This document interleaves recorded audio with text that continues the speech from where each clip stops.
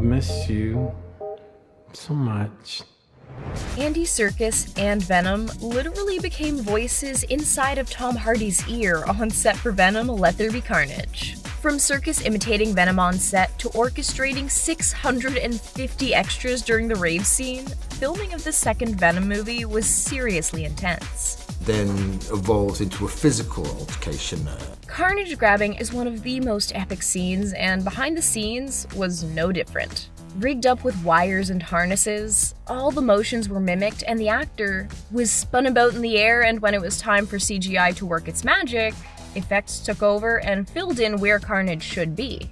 To help bring the right vibes on set, a large claw was also around to help block where the CGI would appear.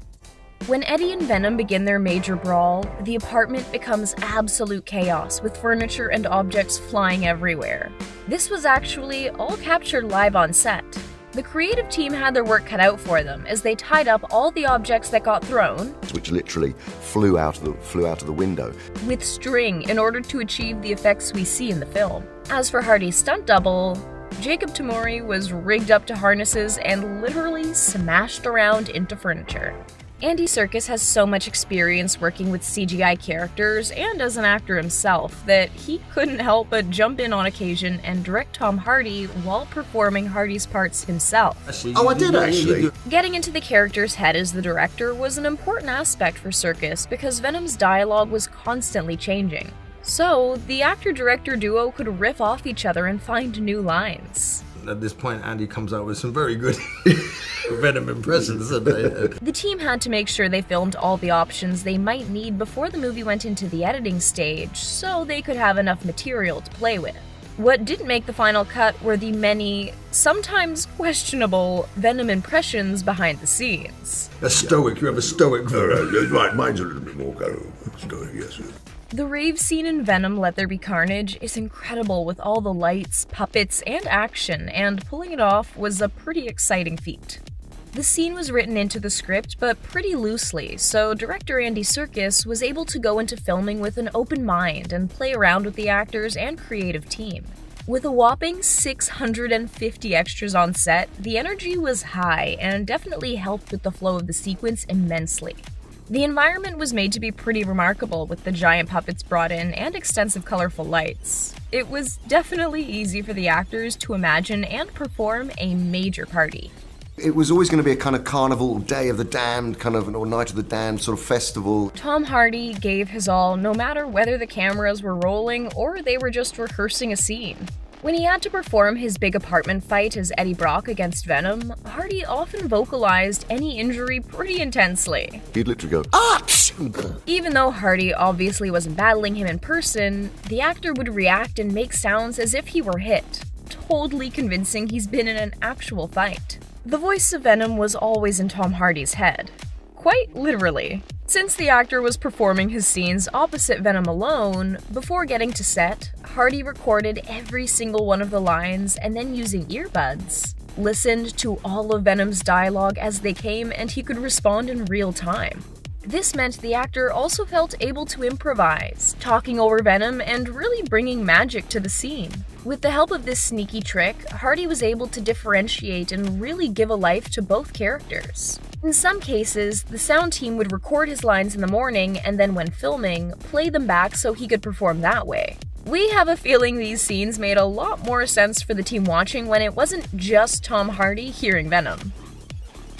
Andy Serkis was pretty creative and hands-on when directing the second Venom film, going so far as to become a little voice in lead actor Tom Hardy's head. Since the actor already had an earpiece tucked away so he could hear Venom's lines, Serkis would occasionally pop onto the mic and give him directions live during the middle of scenes. This meant at any time, Hardy could suddenly get blocking directions while performing. The fact that he excelled in this is just a testament to how gifted a performer he is. By the time the Venom: Let There Be Carnage team finished filming the apartment battle, it looked like a tornado had come through. While they could have used CGI to show how destroyed the apartment gets, a combination of the editing and practical effects were used to help authentically portray the wild sequence. We wanted to literally physically smash that place up. At one point, Venom's tongue was played by a green foam bat. And chickens get thrown about, which aren't real chickens. Those chickens we see in the kitchen with Eddie Brock and Venom, those are real. Except for the ones that get injured, that is. Not to worry, no birds were harmed in the making. While it's definitely easier to manage and handle CGI birds as opposed to the real thing, the team lucked out with their surprisingly unfussy, unmessy, and very professional chickens. They're perfect chickens to work with. While Tom Hardy did perform a ton of his own stunts and fights in the film, he did have a stunt double who stepped in to take over when a scene was too dangerous or could injure Hardy in the process. The Eddie Venom actor was particularly at risk since he'd had 2 knee operations only 8 weeks before filming. This meant Jacob Tamori took the reins when Eddie needed to be thrown through a wall or leaping through windows. Before filming even began, Jacob Tamori would often check in with Hardy to see what his weight was at so he could try to match the physique when he had to double him on screen. Since he couldn't match Hardy's physicality completely, Tamori actually wears what's called a trap suit, which is essentially muscle padding for his shoulders. Let's just say very few people were fans of Woody Harrelson's wig in the first Venom, including Woody Harrelson. The red really was just a strange choice. Thankfully, it was out with the old, and he was given a new, less intensely colored wig that worked out much better in this film. Every detail had to be thought of to ensure the CGI in the film came across as realistically as possible when bringing Venom to the screen. Details like the colors Tom Hardy wore made a big impact. In this lighting, we can see that Hardy's burnt orange bathrobe looks quite dark, offering the perfect space for Venom to emerge from.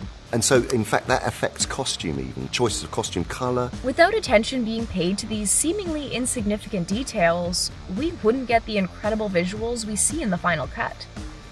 When it came to the motorcycle scenes, Hardy performed some of the moments, but when the requirements became too risky, a stunt specialist with precision riding skills took over the speedy scenes. All of this was performed on an upgrade of what Eddie rode in the first Venom film.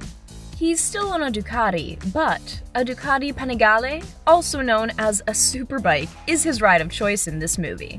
The original bike was specifically chosen for its more rugged look and because of how it could perform certain stunts. Not a detail gets overlooked with this crew. It's no wonder Tom Hardy tells the story as Eddie and Venom so well since he actually had a part in writing it. This is the actor's first writing credit, and the whole process definitely helped him with getting into his character and understanding how to portray the scenes. So it's just making up stories really and problem solving. Venom is a film with tons of passion, humor, and special effects, all of which comes together to bring us yet another fantastic film about this anti-hero. We are seriously impressed with just how innovative the creative team was.